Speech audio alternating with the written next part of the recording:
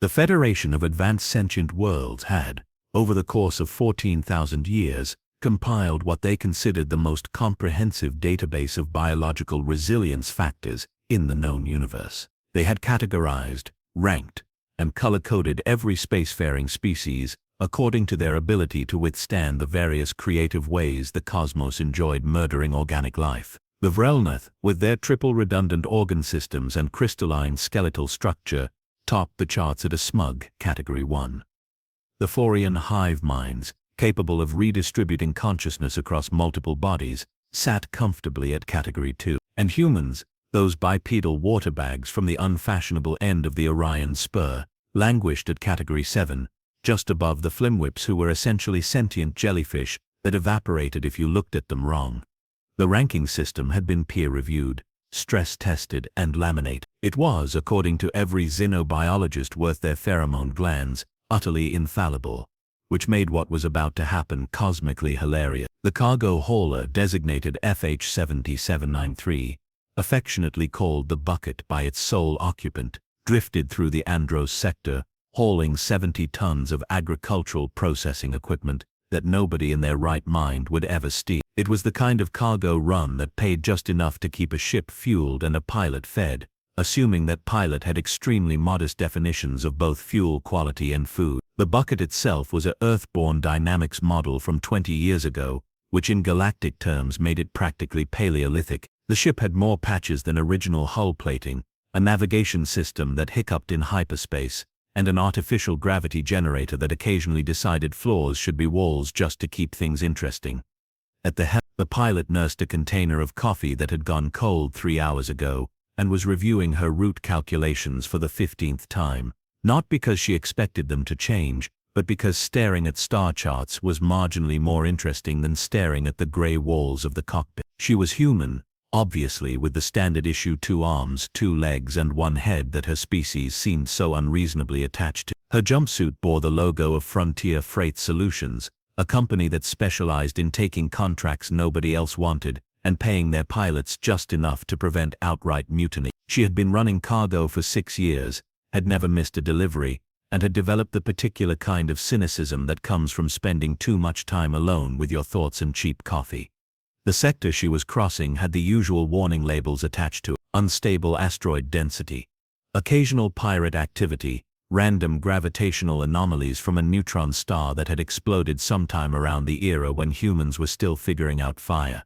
Standard stuff. The kind of hazards that kept insurance premiums high and made freight companies opt for cheaper, unshielded routes through empty space. What the warning labels did not mention, because nobody had bothered to update them in about 300 years, was the debris field from a Vrelnath military test that had gone spectacularly wrong 2 weeks prior. The Vrelnath, being Category 1 specimens of biological superiority, had been testing an experimental weapon designed to collapse localized space-time. The weapon had worked exactly as intended, which was the problem. It had collapsed space-time, created a rapidly expanding field of unstable quantum fragments, and then promptly vanished along with the 3 test ships that had deployed it. The Vrelnath High Command had filed the appropriate incident reports, tagged the sector as hazardous, and then gotten distracted by a territorial dispute 3 systems over. The navigation update, which would have warned every ship to avoid the area, sat in a bureaucratic queue behind 70,000 other updates, waiting for someone to click approve. The pilot, sipping her terrible coffee and humming off-key to a song playing in her head, had no idea she was flying directly into a pocket of reality that was still trying to remember how physics worked. The first sign of trouble was the navigation console throwing up an error message that simply read, "No." Just that. No. Not no signal, not no data, just a flat refusal from the computer to process whatever information it was receiving. The second sign was the lights flickering in a pattern that seemed almost musical, if your taste in music included power surges. The third sign was the windshield, which offered an excellent view of normal space folding itself into shapes that Euclidean geometry would have found personally offensive. The pilot had approximately 4 seconds to register that something was deeply wrong before the bucket flew directly into a quantum instability, and experienced what the Vrelnath technical documents would later describe as rapid unplanned disassembly, which was a polite way of saying the ship exploded into roughly 40,000 pieces. The escape pod, credit where due, actually functioned, It ejected from the dying ship with the pilot inside, her coffee now decorating the interior walls, and her day, officially ruined. The pod tumbled through space, its distress beacon screaming into the void, its life support system humming along with the mechanical optimism of equipment that had no idea how dire the situation actually was. 3 systems away, at a Federation monitoring station, an alarm chirped politely. A Hawthian sensor operator, who possessed 6 eyes and currently wished he possessed 0 because his shift had 4 more hours to go, glanced at the readout. Human vessel, catastrophic failure, single life pod, Andros, set. He logged the incident, flagged it for search and rescue, and then checked the biological database for protocol. Species, human, category 7, expected survival time in standard escape pod with full life support 72 hours, expected survival time if life support compromised, 6 hours, expected survival time if exposed to direct space conditions, approximately 90 seconds, accounting for the rather unpleasant process of vacuum exposure. The operator filed the report with the appropriate authorities and made a note in the log that recovery efforts should be expedited, though given the Andros sector's current instability, expedited was a relative term. Realistically, search and rescue would arrive in about 96 hours, assuming they could navigate the quantum debris field without joining the casualty list. He did some quick math. 72 hours of life support versus 96 hours until rescue. The pilot would be approximately 24 hours dead by the time anyone reached her. Unfortunate, but statistically predictable. Category 7 species were, after all, notoriously fragile. It was tragic, in the same way stepping on an insect was tragic. Regrettable, but ultimately inevitable given the fundamental delicacy of the organism involved. The operator moved on to the next item on his shift checklist, already forgetting about the doomed human in the escape pod. Inside that pod, the pilot was conducting a very different kind of assessment. The good news, she was alive, not explosively decompressed, and the pod had basic supplies. The bad news, literally everything else. The pod's main computer was dead, taking with it navigation, communications, and the friendly automated voice that was supposed to calmly explain how screwed you were. The emergency battery had enough juice for maybe 48 hours of minimal life support, and minimal was doing some heavy lifting in that sentence. The temperature control was stuck at a brisk 2 degrees above freezing, the water recycler was making suspicious grinding noise, and the emergency rations looked like they had been packaged during humanity's early space age and forgotten in a warehouse, until someone remembered escape pods needed food. She stared at the dark control panel, her breath forming small clouds in the frigid air, and began laughing. Not the hysterical kind of laughter that preceded a breakdown, but the dry, tired laughter of someone who had just realized the universe had a sense of humor and she was the punchline. She had survived a ship explosion, successfully deployed an escape pod, and was now going to freeze or suffocate in a metal coffin drifting through a sector of space that was apparently trying to redefine the laws of physics. The laughter faded. She cracked her knuckles, a habit from childhood that annoyed everyone around her, and started taking inventory. If she was going to die out here, she was at least going to make the universe work for it. The first problem was the cold, which was less of a problem and more of an active assault on her core temperature. The pod's environmental system had apparently interpreted minimal power consumption as an excuse to recreate the inside of a freezer. She stripped insulation from the walls, the kind of modification that would have voided every warranty the pod ever had, and wrapped it around herself like the galaxy's saddest burrito. Then she did jumping jacks, because hypothermia was not going to be the thing that killed her, not when she had perfectly good spite to keep her warm. The second problem was air.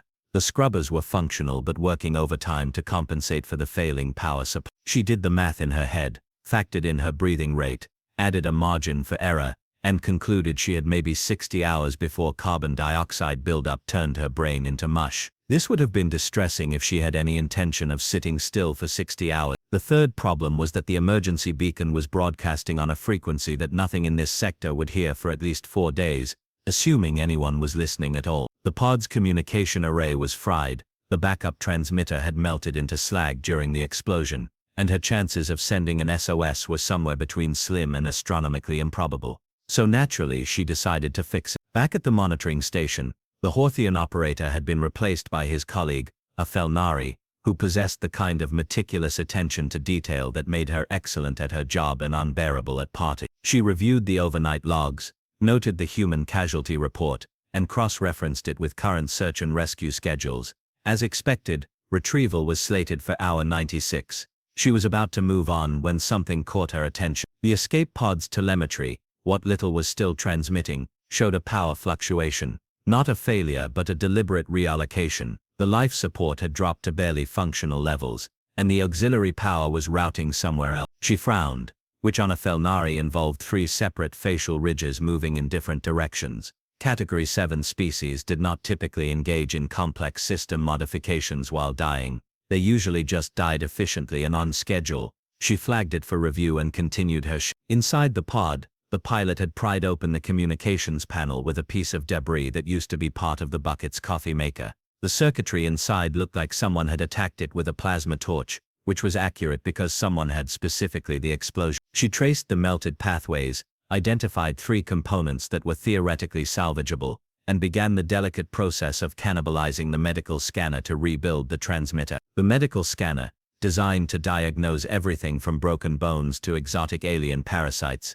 was now donating its processing core to what amounted to a glorified emergency flare. She bypassed the safety interlocks, re-rated power from the temperature control, and accepted that she was now going to be even colder in exchange for a small chance of not dying alone in the void.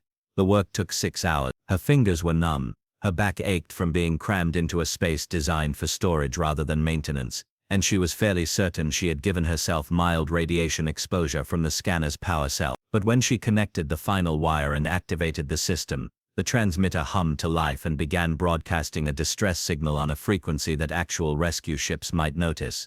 The signal was weak, inconsistent, and probably would not reach anyone for days, but it was something was infinitely better than nothing, which had been her previous situation. She celebrated by eating one of the rations, which tasted like cardboard had been mixed with disappointment and formed into a bar. Then she assessed her remaining problems, which were numerous and enthusiastic about killing her.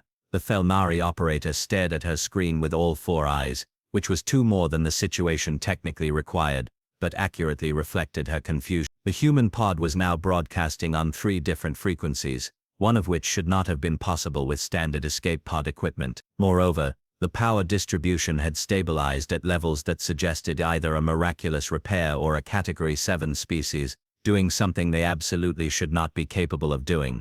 She pulled up the biological database and reviewed the Human Durability Index. Category 7: fragile skeletal structure, vulnerable to temperature extremes, limited regenerative capacity, susceptible to radiation, expected survival time in compromised conditions, minimal. The pod telemetry showed hour 8. The human should be declining rapidly by now, conserving energy, accepting the inevitable. Instead, the biosensor readings indicated elevated heart rate, increased movement, and what appeared to be sustained physical activity in near-freezing temperature. The Felnari did what any reasonable person would do when confronted with data that contradicted established scientific consensus. She assumed the sensors were malfunctioning, and filed a maintenance request for the monitoring equipment. Back in the pod, the pilot had moved on to her next project, water.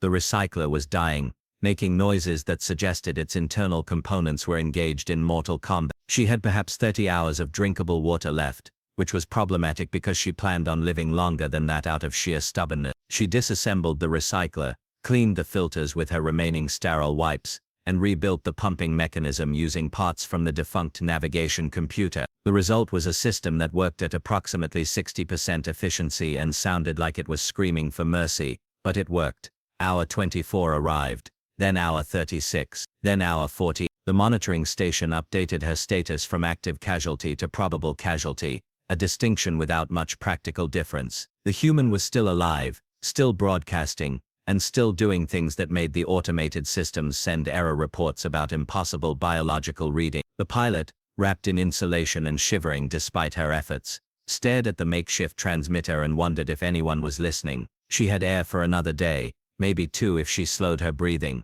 water for 3 days if the recycler held together, food for a week, if she could stomach the rations, and absolutely no intention of dying quietly. Hour 60 arrived with all the fanfare of a funeral, which was appropriate, because according to every predictive model in the Federation database, the human should have been approximately 12 hours dead.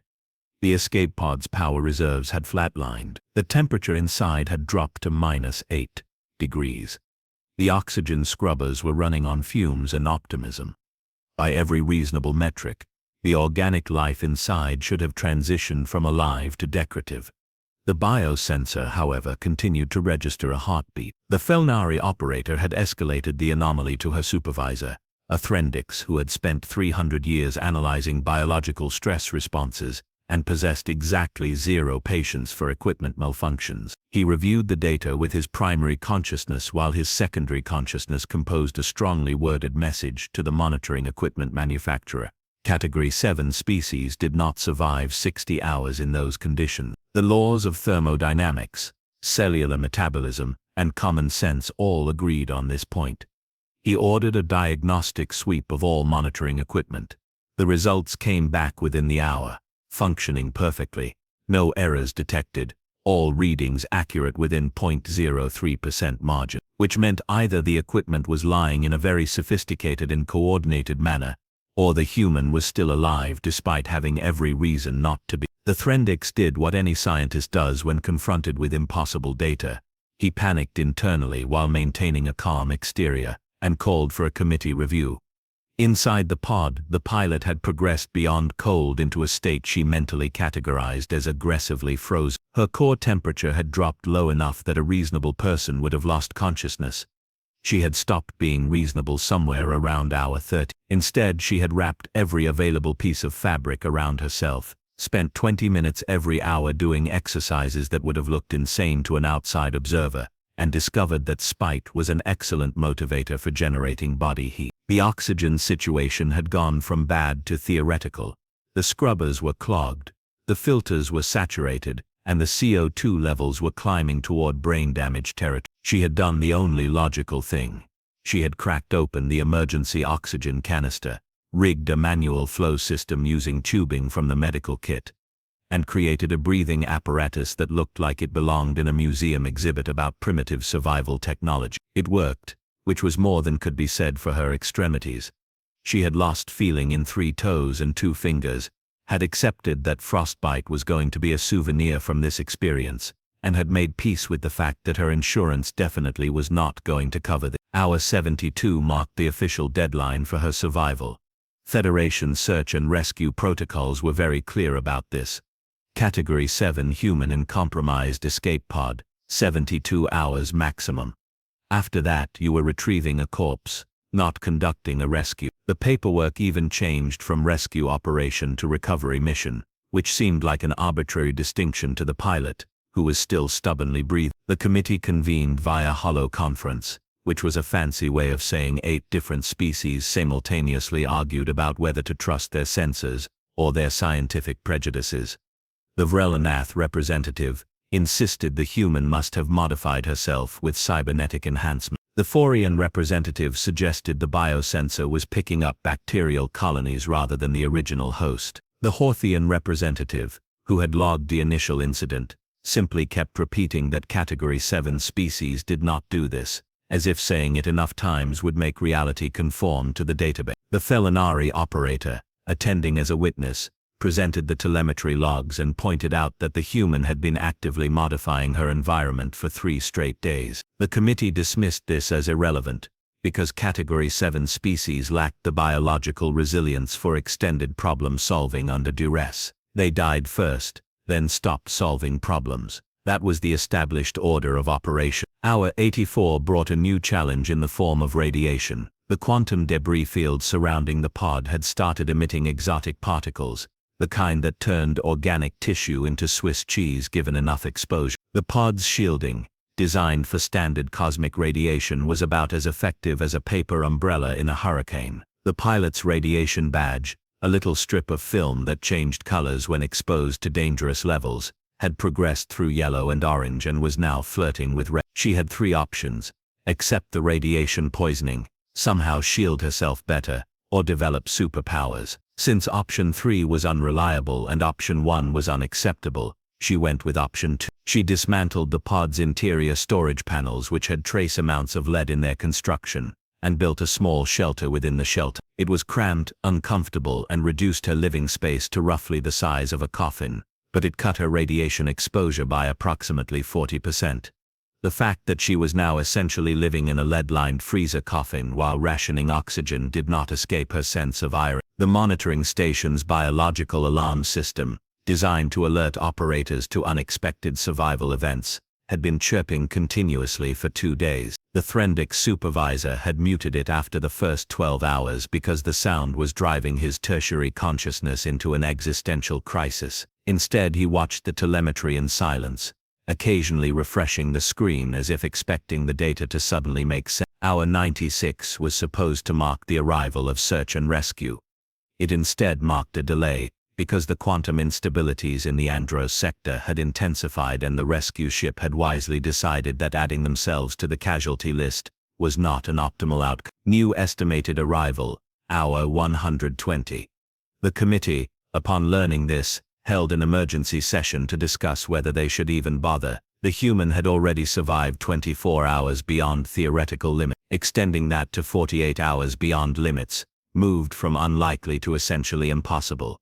The cost-benefit analysis of risking a rescue crew for a definitely dead human was straightforward mathematics. The Felinari operator, who had been monitoring the situation with increasing fascination and horror, pointed out that the biosensor still showed life signs. The committee pointed out that the biosensor was clearly malfunctioning, regardless of what diagnostics claimed. Life signs did not persist in Category 7 organisms under those conditions. It was definitional. The rescue was downgraded to recovery, with a note that they would investigate the sensor malfunction for future equipment improvements. In the pod, the pilot had reached hour 100. Her food was gone, consumed in carefully rationed portions that left her constantly hungry.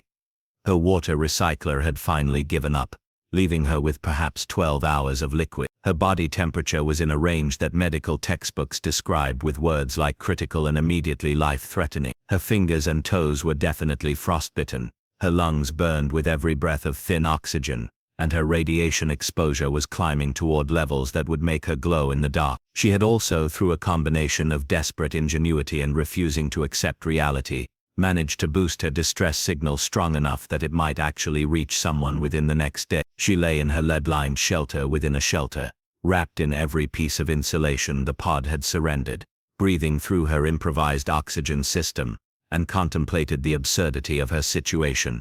According to every logical assessment, she should be dead. Her body agreed with this assessment and was filing formal complaints through various aches, pains, and numbness. But she was not dead yet, and yet was doing a lot of heavy lifting in that sense. She closed her eyes, conserved her energy, and waited for rescue or death, whichever arrived first. She had a strong preference for the former, but had learned over the past 4 days that the universe was not particularly concerned with her preference. Hour 118 marked the point where the Threndik's supervisor stopped pretending he understood what was happening, and simply stared at the telemetry with both consciousnesses focused on the same impossible question. The human biosignals had weakened, certainly degraded to levels that indicated severe physiological stress, but they persisted with the tenacity of something that had not received the memo about being dead. He pulled up the rescue ship's current position, 12 hours out, moving cautiously through the debris field. He pulled up the human's vital projections: critical oxygen depletion in 6 hours, complete power failure in 4 hours, survivable core temperature already exceeded by 8 hours and counting. The mathematics were clear. The human would expire approximately 6 hours before rescue arrived. The committee had been right to downgrade this to a recovery mission. It was wasteful to pretend otherwise, except the human had already exceeded every projection by margins that made the projections look like wild guesses, scribbled by someone who had never seen a human before, which, to be fair, was essentially what they were. The Threndiks made a decision that would later be cited in at least 40 academic papers on predictive modeling failures. He ordered the rescue ship to accelerate, quantum instabilities be damned, and get to that pod before they were forced to explain to the Galactic Board of Biological Standards why their entire classification system needed to be thrown out and rebuilt from scratch. The rescue ship, crewed by a team of Horthians who specialized in salvage operations, and had expected this to be a routine body retrieval, received the order with confusion and mild alarm. Accelerating through a sector where space occasionally forgot how to be space was not standard procedure. Neither was rushing toward a Category 7 casualty who, according to all available data, had been dead for 2 days. The captain, a pragmatic individual who had survived 30 years of salvage work by trusting equipment over optimism, reviewed the biosensor data personally, then reviewed it again, then called down to the medical bay and asked if humans were capable of entering some kind of hibernation state that mimicked death while actually preserving life. The ship's medic, who had treated exactly 3 humans in her entire career, and considered herself an expert by virtue of that statistically insignificant sample size, said absolutely not. Humans did not hibernate. They barely tolerated being cold. Category 7 species were notoriously bad at not dying when circumstances suggested they should die. The captain accelerated anyway, because the alternative was explaining to headquarters why they had ignored a potentially living rescue target, and that conversation would involve paperwork she had no intention of completing. Hour 122 brought complete power failure to the escape pod. The lights died. The life support died. The biosensor, running on its own independent battery, continued transmitting for another 6 minutes before it too succumbed to entropy. The monitoring station lost all telemetry, and the human's status officially changed from critical to unknown, which was diplomatic phrasing for probably definitely dead now.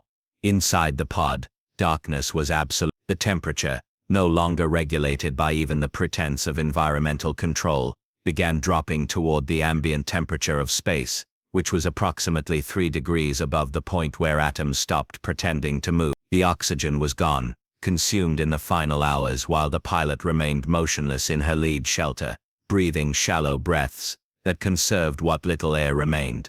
She had stopped shivering, which was either a bad sign or meant her body had given up on the concept of warmth entirely. She had stopped feeling her extremities, which was definitely a bad sign but at least meant they had stopped hurting. Her thoughts had become slow, syrupy things that took effort to form, and longer to complete.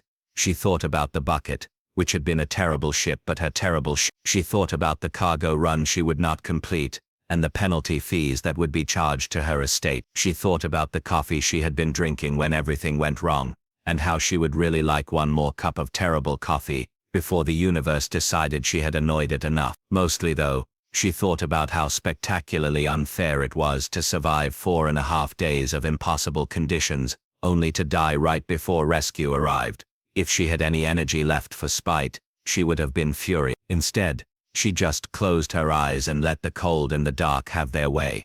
Hour 126, the rescue ship arrived at the pod's coordinates, navigated through a field of quantum debris that tried very hard to unmake them, and deployed a recovery drone. The drone magnetically clamped onto the pod, scanned for structural integrity, and reported back that the pod was intact but completely dead. No power, no life support, no signals of any kind. The captain ordered recovery anyway. Protocol demanded they confirm the casualty before filing the final report, and she had not come this far through murderous space anomalies to skip the paperwork. The pod was brought into the cargo bay. The medical team, suited and prepared for a standard body retrieval, opened the hatch and found a scene that would later be described in incident reports as confusing and concerning. The interior had been systematically cannibalized, with components removed and repurposed in ways that suggested either advanced engineering knowledge or absolute desperation. A makeshift shelter constructed from storage panels occupied the rear section, and inside that shelter, wrapped in every piece of insulation the pod had contained, they found the human. The medic scanned for life signs, expecting nothing, got something, and immediately called for emergency medical transport to the ship's bay. The human was hypothermic to a degree that should have been fatal, suffering from severe frostbite, oxygen deprivation, radiation exposure, and malnutrition. Her core temperature was barely registering. Her breathing was shallow enough to be theoretical. Her heart rate was dangerously slow. She was also, against every reasonable expectation and several fundamental principles of biology, alive. The medical bay spent the next 6 hours slowly, carefully bringing her back from the edge of physiological collapse. Warming her too quickly would kill her. Oxygenating her too quickly would kill her. Basically anything done too quickly would kill her, which made treatment a delicate process of doing very little, and hoping her body remembered how to function. She regained consciousness in hour 4, looked at the Hawthian medic with eyes that took several seconds to focus, and asked if someone could get her a coffee.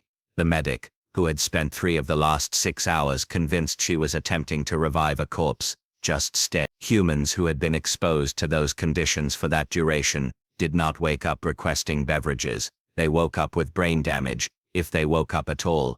The pilot, interpreting the silence as a no, closed her eyes and went back to sleep. The incident report filed by the rescue ship was 17 pages long, and included the phrase "this should not have been possible" 12 separate times. It was forwarded to the Federation Medical Board, the Biological Standards Committee, and the Galactic Database Administration, with a polite but firm suggestion that the human durability classification be reviewed at their earliest convenience. The review took 3 months, involved testimony from 40 xenobiologists, and concluded with a single category upgrade. Humans were reclassified from Category 7 to Category 6, placed just above the flimwhips and just below the Dranthine, who could regenerate from catastrophic injuries, but only if they felt like it. The pilot recovered and returned to active duty with several new scars and a medical file that was now 3 times longer than her personnel file.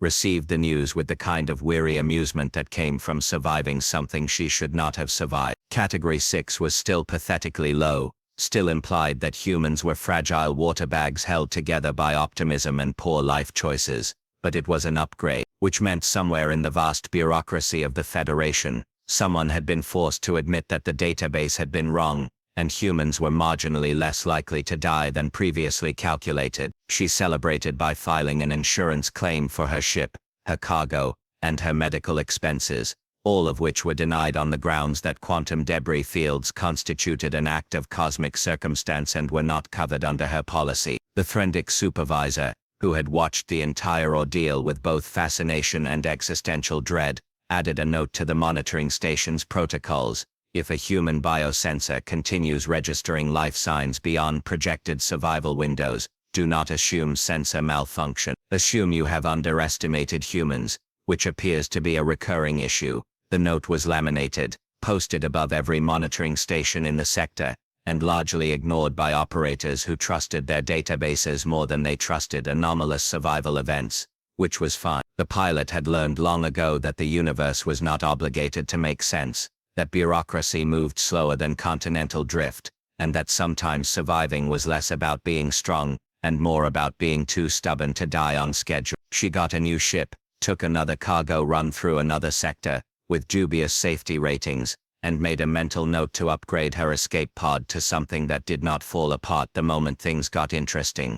The coffee, at least, was still terrible. Some things never change.